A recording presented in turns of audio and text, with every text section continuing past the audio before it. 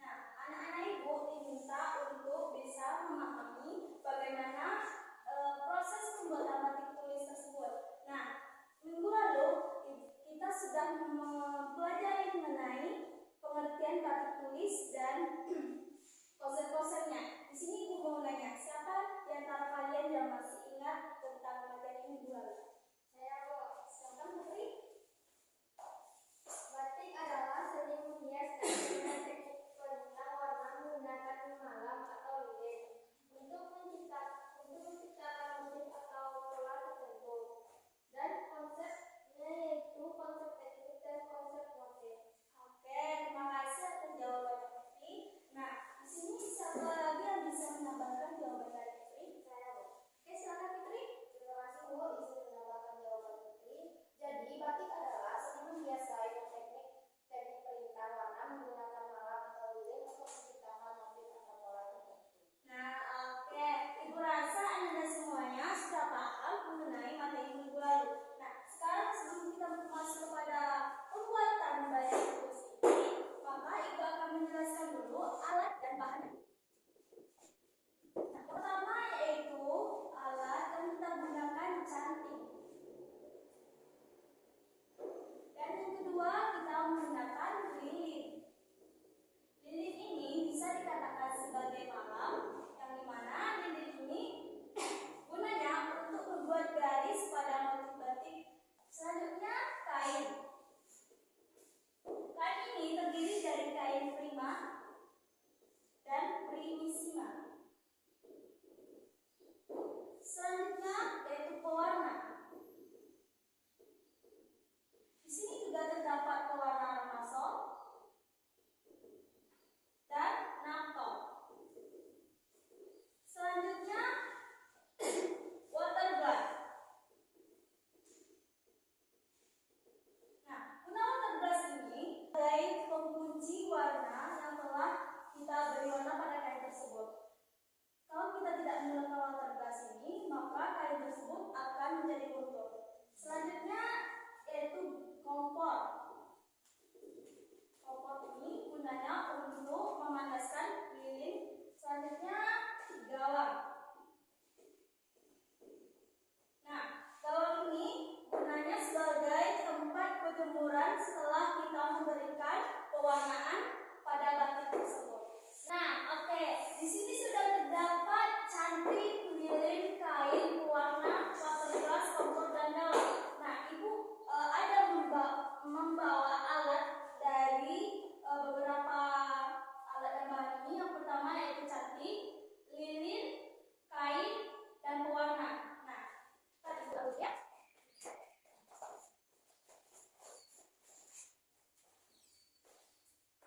Oke, anak-anak coba perhatikan ke depan. Nah, di sini ada kain putih. Kain putih ini digunakan untuk bahan dasar sebagai pembuatan batik tulis yang akan kita buat nanti. Nah, selanjutnya ini tahu apa?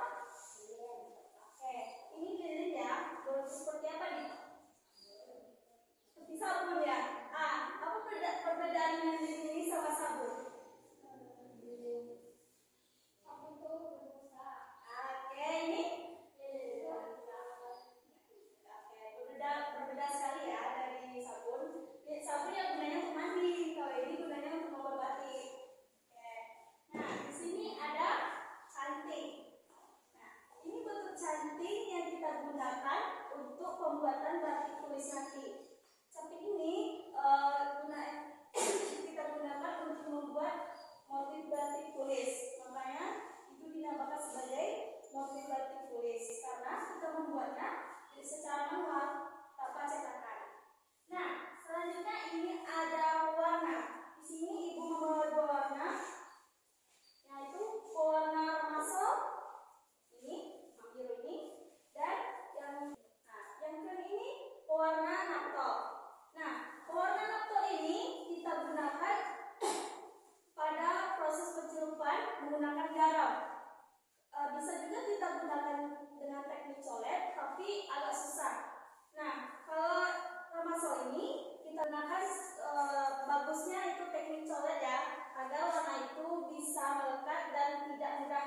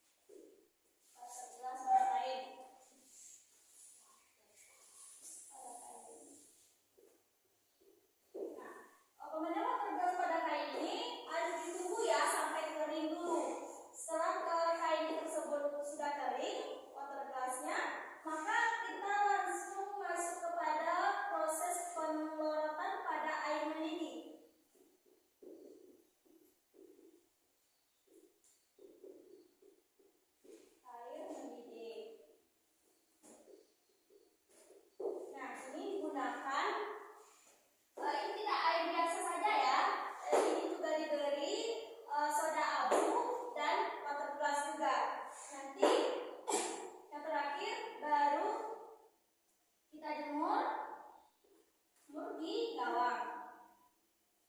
Nah, jangan jemurnya di bawah sinar matahari ya, nanti warnanya bakal pudar.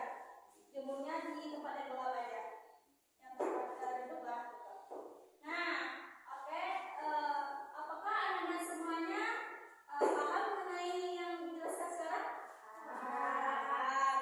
Nah, Anda sudah paham kan mengenai alat dan bahan dan terus tata cara pembuatan